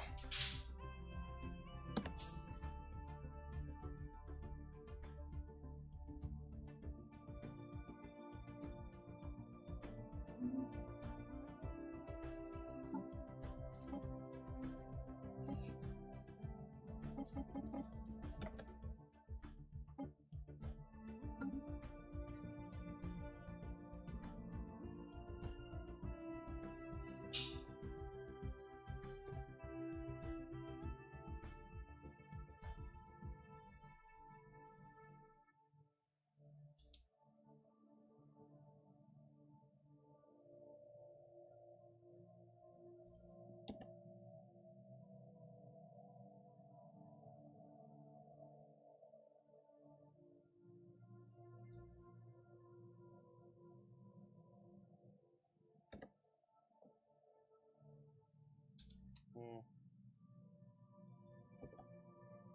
there's no transport. Still about halfway across the galaxy. Or more.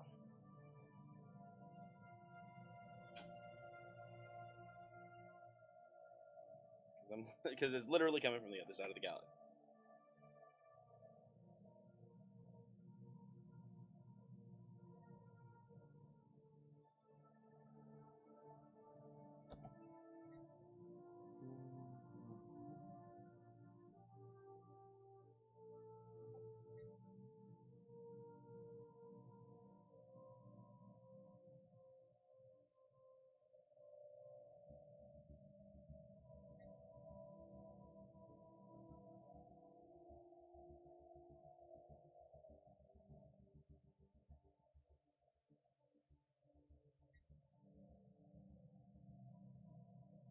my vassal has their fleet engaging a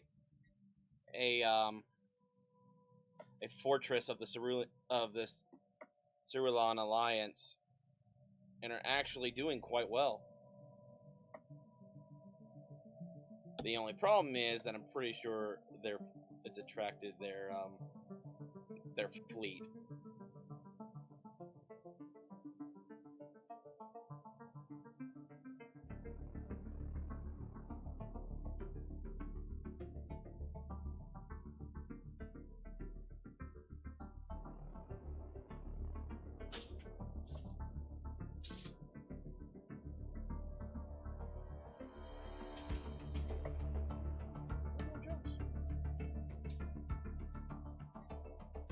Still annoyed I haven't come across psionic jump drives. Me too.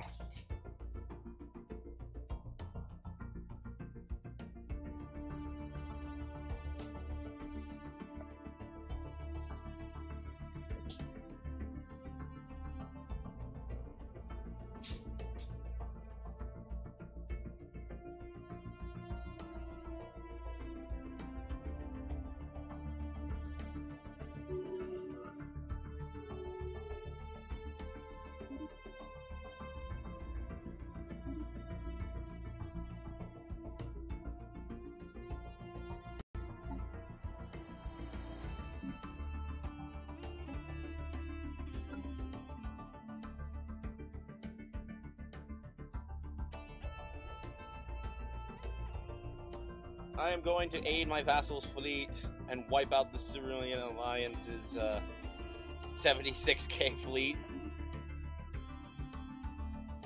AKA, I think that's actually I think that's their largest fleet with only the Ixodar Star Collective's 50k being their other largest.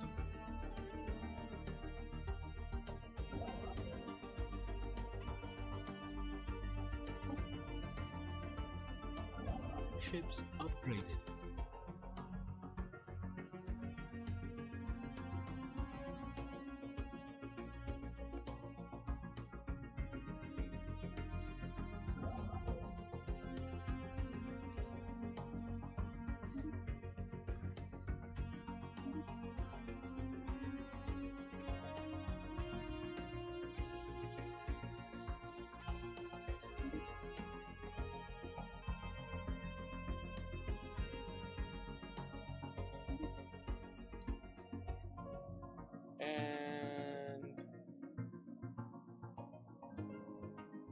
Fleet is now in the system with the main Cerulean fleet, right?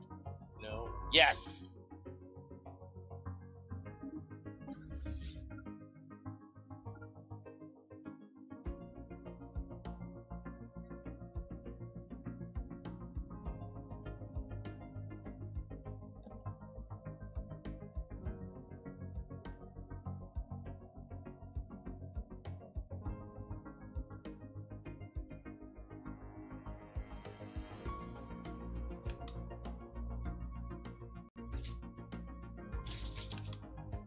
I don't think my vassal's transport ships are going to survive,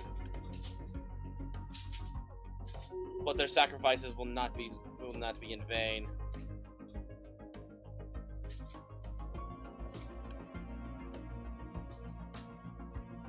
When my fleet comes, the Grand Crusade is upon them.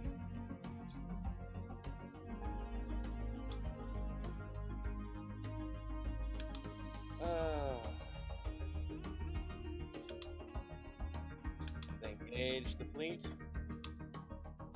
Nope, they got sidetracked by a friggin' mining station, of course.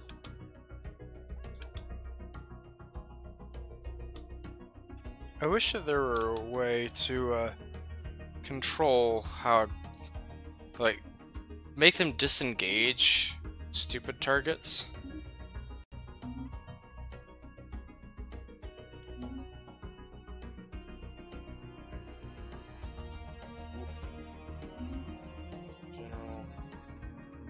Oh, they are engaged with my fleet. I just couldn't tell because my fleet still is bugging out. It is so darn big.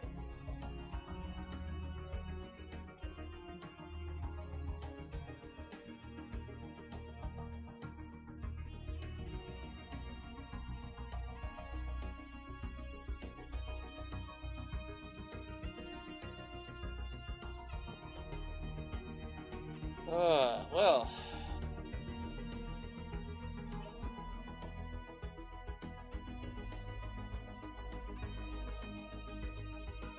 Actually, I just realized they aren't building anything over there yet. Why don't I just have my transports go in and land on that planet anyway?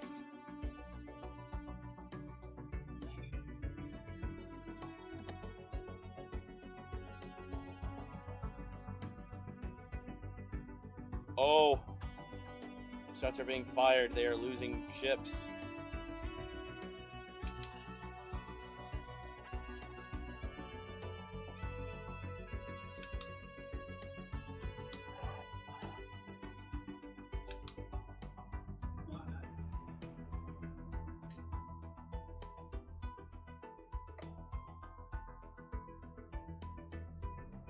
They're firing ivory lances, and I'm firing giga cannons in return.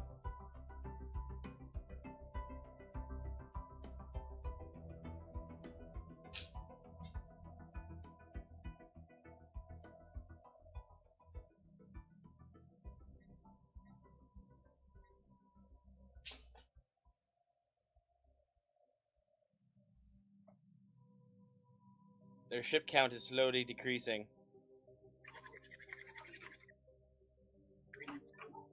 The problem is if I watch this at all, it's gonna lag, regardless of how I try to watch it.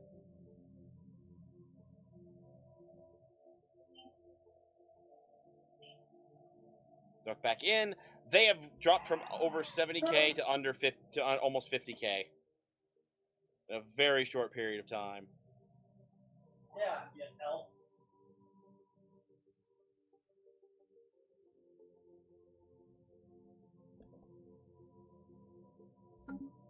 Well, I guess I can just see how much fleet power they've got on the side right here.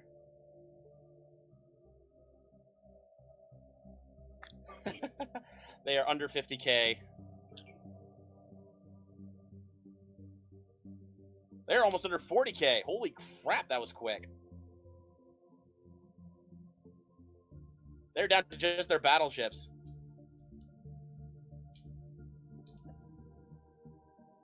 Oh my gosh.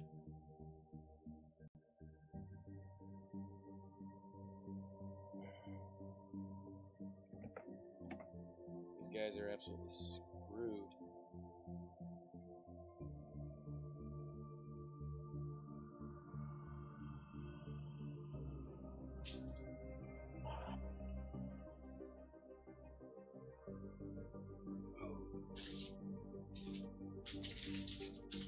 Yeah, my fleet has won. Whether they retreated or not does not matter. Because, yeah, I've annihilated their fleet.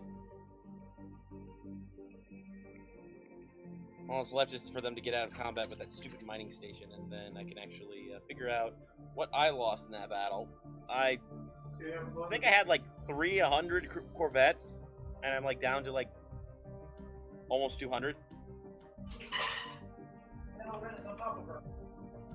So, not without losses, but holy crap, not anything that I can't replace quickly.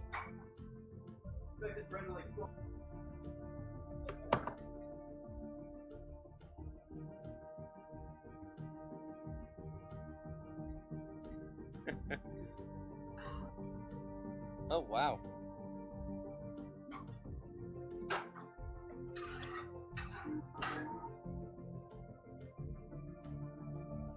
But yeah, that...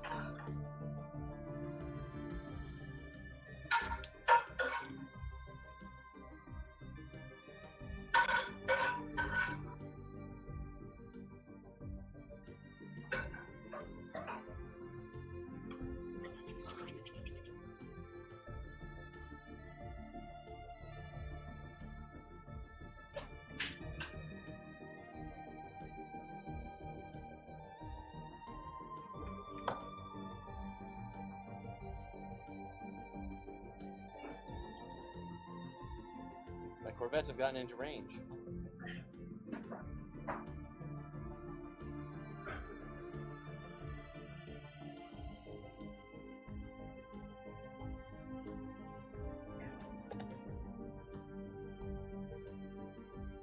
I lost 2 cruisers and 26 corvettes. I was wrong. I only lost 250.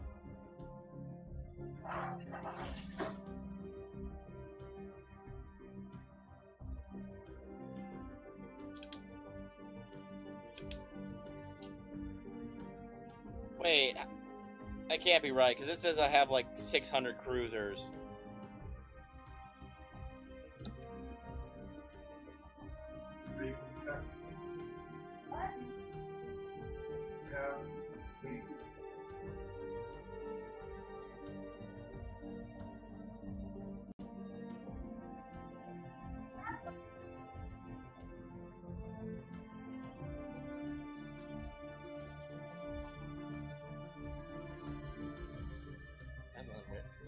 Let me scroll down. Let me scroll down. Let me scroll down.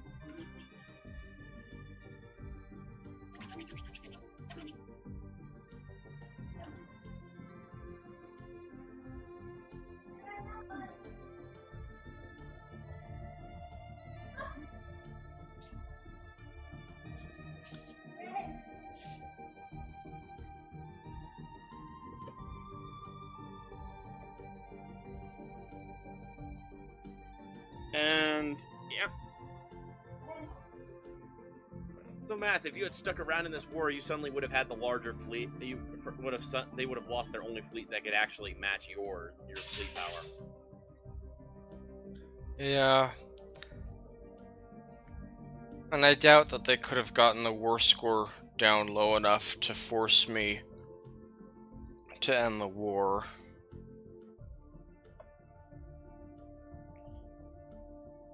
And they can only ask for things that they demanded at the beginning of the war. So... Yep. Yeah, it was a bad move on my part. I was too concerned about the Mengeti currently dying than to look at the big picture of all of those Mengeti that are now stranded on planets that are owned by other people. And these people... And they have slavery. Like, I just sold a bunch of Mengeti into slavery in this deal. Which one has slaves? One of them did, I thought. Probably the Ixidar. They're authoritarian. I think. Yeah, the Ixidar are highly authoritarian. Yeah, so I probably just sent a bunch of my citizens into slavery. You're a horrible person. I know. Well, I mean, I'm looking, trying to see. Did you hear that? Math Jazz just sold some of his people into slavery. Did he get your price? Did you hear what he responded with? Yeah, I did. Did you? Well, I mean, at the time, I thought I was saving people from dying, but apparently not. You were saving people who volunteered for a service that would probably end with that had a very high possibility of them dying, and in return, in order to save those people, you sold entire planets that potentially to a group that used slavery. Although I'm looking and I'm not seeing any slaves. Well, that's good. At least they're not enslaved.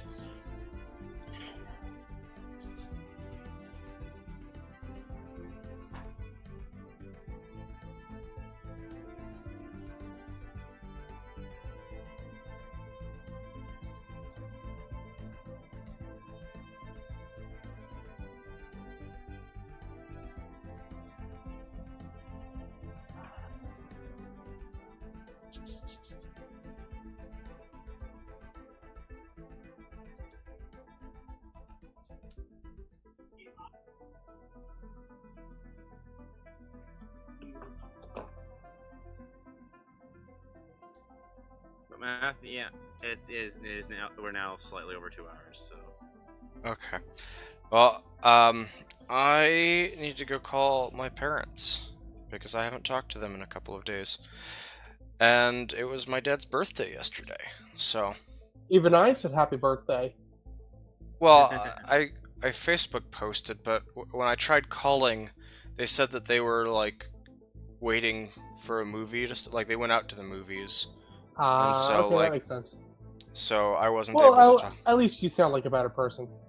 Yeah, well, yeah, it was just scheduling. Like, it was my mom's birthday 3 days ago. It was my dad's birthday yesterday, and Really? I- Wow, they're this close. yeah, I tried calling them on each of their birthdays, but each of them were like, "Oh, we're going to do such and such for my birthday, and can't talk right now." So like, okay, well, have to make up for that somehow. Mm-hmm. But yeah, so I will go do that as soon as we wrap up the episode, which we will do right now. So hope you guys enjoyed watching this game and seeing me be a terrible person on so many levels. And I hope that you also enjoyed us talking about Babylon 5. That's so far it's a really fun show. I'm glad I've been introduced to it. But I yeah. know, I'm enjoying it. Yeah. So see you guys next week. Bye. See ya. See you later.